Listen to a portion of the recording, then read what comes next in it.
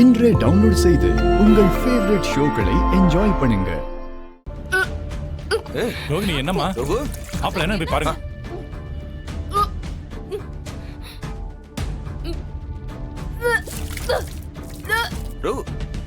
என்னமாச்சு?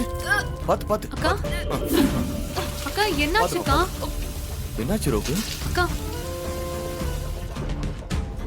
ரோகிணி என்னாச்சு? ஏன் திடீர்னு இப்படி வாமிட் பண்ற? சாப்பிட்டது எதுவும் ஒத்துக்கலையா? தெரியலங்க, திடீர்னு வாமிட் வந்துருச்சு. தலை சுத்தலாமும் இருக்கு. என்ன இப்படி வாமிட் பண்ற? எனக்கு வேற பயமா இருக்கு. சரி வா, வந்து உட்கார் வா.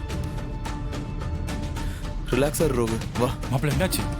தெரியல மாமா, திடீர்னு வாமிட் பண்ணிட்டா. சகல எனக்கு ரொம்ப பயமா இருக்குப்பா. ரோகிணி வாமிட் பண்ணிட்டா. பயப்படாதீங்க, ஹாஸ்பிட்டல் போய் என்னன்னு செக் பண்ணிடலாம். ஆமா சரி வாங்க சார், கூட்டு போயிட்டு வாங்க. போங்க போங்க போங்க ரோகு, போ. கூட்டு போங்க மாப்பிள்ள. தீராத பகை ஒண்ணு தீரப்போகுது. ரொம்ப வருஷமா பிரிஞ்சு கிடக்கிற குடும்பம் ஒண்ணு சேரப்போகுது.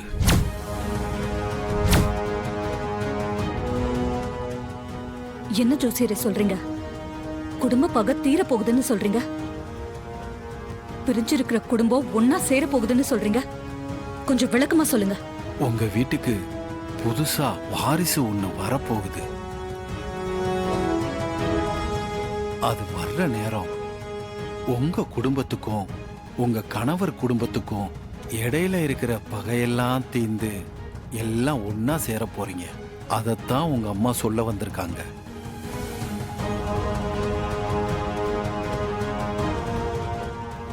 எங்க அம்மா சொல்ல வந்தது இதுதானா? ஆமா, உங்க மூத்த பொண்ணு மூலமா வாரிசு ஒண்ணு உங்க வீட்டுக்கு வரப்போகுது. அந்த வாரிசு வர்ற நேரம் உங்க தீராத பகையெல்லாம் தீந்து ஒன்னாயிருவீங்க. அதுக்கான கால நேரம் கணிஞ்சு வந்திருக்கு. அது சீக்கிரமே நடக்க போகுது.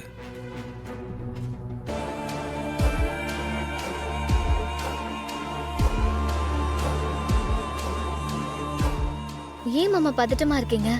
இல்ல, ரோகிணியை செக்கப் கூட்டிட்டு போய் ரொம்ப நேரம் ஆச்சா? இன்னும் டாக்டர் வெளியே வந்து எதுவும் சொல்லல. அதான் ஒரு மாதிரி டென்ஷனா இருக்கு.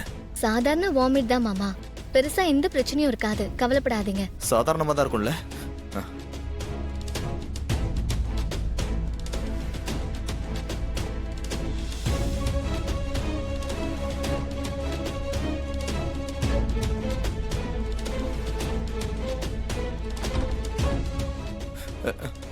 டாக்டர் சொல்லுங்க.